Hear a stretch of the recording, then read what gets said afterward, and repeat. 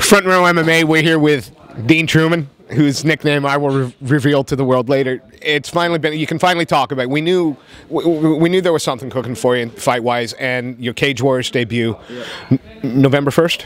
Yeah, November 1st in Newcastle. Sorry, and Liam Bad Intention James. Yeah, Liam James. Got offered to me a few weeks ago, along with another name, but he's the better fight to take career-wise.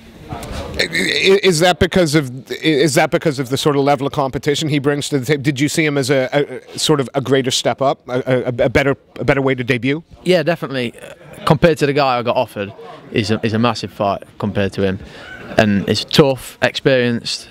So it's a great fight. It's a good fight to jump a few places in the rankings too. You know, Liam James, we've interviewed him a couple of times. He was on social media just recently, today even, saying that he was facing a hot new exciting prospect who always wants to bring it. This is, yeah, that's what, funnily enough, that's what we were asking. Yeah. No, I'm kidding. You know, knowing your opponent, it doesn't seem there's going to be any trash talking here. He's got a great deal of respect for you and your abilities. What can you tell us about what you know about him? Well, from the fights I've seen, I know he's tough, strong.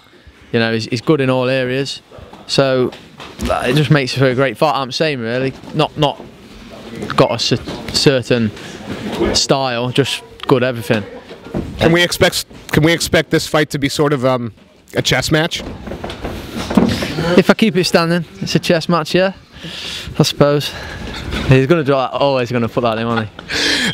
So you talk. For people that don't know, you'd have to watch a previous interview with these. Goes up the head, you know. Striking's fucking. It's like a chess game. Yeah. I'm not the best striker in the world, but you know I can play chess. Seriously though, you say he's tough and durable. You've seen his fights. Have you had to amend, or have you had to do anything to adopt what he brings in terms of your training? Have you mixed anything up or done anything different? I don't really train for people. I train. You know what I mean?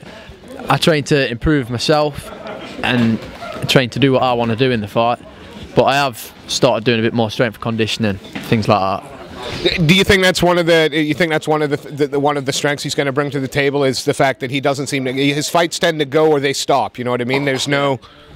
I don't know. I know he's a strong wrestler, so I'll be looking to defend the takedown.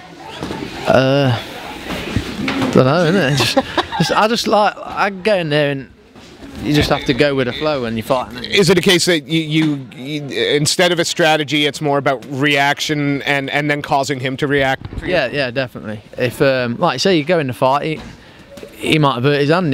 He might be a striker, hurt his hand, want to wrestle. So you know, if you train for a certain style, it could go wrong, couldn't it? That's a fair point. Or he could come in with a completely different style. Yeah, and like I say, he mixes it up with his striking and his takedown. So. Cage Warriors debut. You know, you said for a while, you know, Bama or Cage Warriors. You wanted to step up onto a bigger stage. You got Cage Warriors. How pleased are you with that? Oh, made my year. But other than having my son, well, that was last year. But yeah, oh, it's massive. It's like I say, the biggest show in Europe, and it's only getting better, isn't it? So, you know, I was proper pleased with that. A lot of my family and that well happy for me. So yeah, like I say, and test myself against fighters like Liam James. Yeah. Do you know what I mean? And see how I do. Yeah, you're very relaxed about it. So no pressure. You don't feel pressure. You know, it's not not in your head that I'm stepping up. It's Cage Warriors. It seems to me it's another day at the office. Yeah, it's another fight. At the end of the day, if you agree to fight someone, you've got to fight them, haven't you? That's the way I look at it. There's no point picking who you want to fight. Just pick who they offer you. Well, fight who they offer you. Yeah. And you know, now your fight's coming up. You got Jimmy's fight. You know, it seems like you've got Leroy as well. You know, how useful has that been? And I'm presuming you've known about this fight for a few weeks. It's just only been announced. Well, I've known about it for a week or so. Yeah. Having like I said, Jimmy and Leroy on the same card, it's brilliant because you know there's someone always in the gym. If you want to train, someone's always training. So yeah, you're never short on training partners. The 145 division, Yep. you know, not looking past Liam James, but where are other exciting fights? There are other guys out there that you're going, right, once Liam James is out the way. I'm not, no individual, but, you know, who are you looking, you're looking to become the champ. So who feasibly would be next? I don't know, everyone's looking to be the champ, aren't they? But whoever's in that top 20 that's not signed by the bigger shows like UFC. So anyone in the top 20, anyone that's ranked above me is a good fight, so any of them. You still marrying working and training, or is it training full time now, or do you still have to hold down that day job for this camp? No, I'm still working with Rich Goddard. I've got too much outgoings. But no, you know, I can't afford to quit work. You know, just with me just having my son and that, it's a bit selfish, wouldn't it? Really. Is that a luxury that down the line you're hoping to be able to have? You know, this isn't just yeah, let's see how I do in Cage Warriors, and there's some ambition here, isn't there? Oh yeah, definitely. I'd like to get to that point where I could quit work and train full time.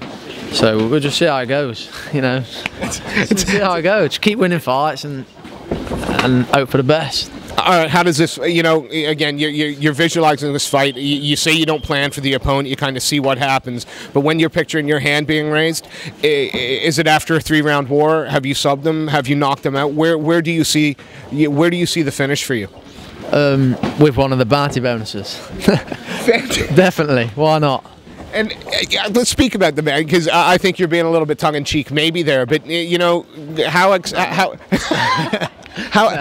no, so which there aren't they to be won, so why not try? So can we expect, like, you're going to be looking for the go-go plata, or you're going to look for more like the flying Superman punch or something? I'll try them all. I'll try the flying knee, the flying Superman punch, jumping triangles. I'll try them.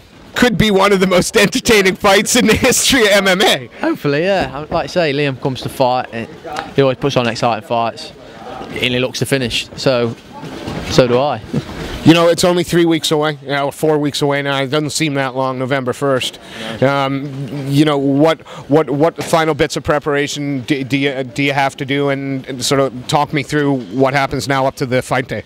Well, just keep on training, training everything, you know, keeping the weight down, a lot more running, cardio, mainly a lot of cardio at the minute, and a lot of technique. Not loads of sparring. Not done a lot of sparring lately. Just more technique and improving. You know, 4 weeks out, it's not cliche to say it's the biggest fight of your career, of your young career. You got to have people that you want to say thank you to. You got to have sponsors that you want to shout out who have helped you get here and help you progress beyond. Yeah, I'd like to thank my sponsors: Force Saluter, Installations Direct, Dean Kiss, Positive. That's it for sponsors. I'd also like to thank Wayne Kirk at 4D MMA for letting us use his gym, and all the training partners at Rough Ass, all the lads at Nottingham MMA, Paul Lukowski, Joe Rice, all them. Rich Goddard doing a lot of technical jits with me. Family for supporting me, and my missus and son for supporting me more than anyone, really. Letting me go out all hours of the night to train. That's Dean Checkmate Trueman, whose next fight is November 1st in Newcastle against Inbred. Sorry, Dean Inbred Trueman. Was that better? No, I didn't say checkmate. It's this motherfucker with that silly joke, isn't it? I know it's gay. Steve Banter shit. I got to tell you, I believe you were the one who described the MMA game as a game of chess. And we have the interview. A striking game. Yeah, it's like a game of chess. Dean, we want to wish you the best of luck. We've always been a fan, and we look forward to seeing you work on November 1st. Thanks very much, man. Cheers.